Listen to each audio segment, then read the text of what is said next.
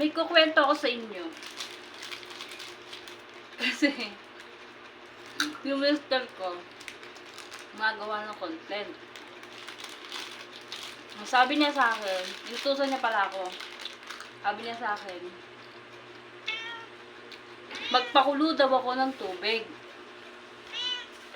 At, para kunwari, busy daw ako. E di, eto na no, nagpakulo ako ng tubig. Nung matapos si content, sabi ko, kanina po kumukulo yung tubig.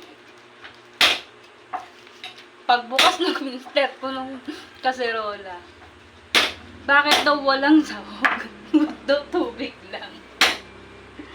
Sabi ko, yun na nga ang utos mo, di ba? Magpakulo lang ng tubig. Wala ka naman sinabing lagyan ng bawang.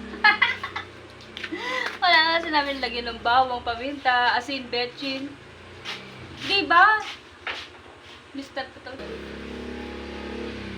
Bye. Na-share ko lang.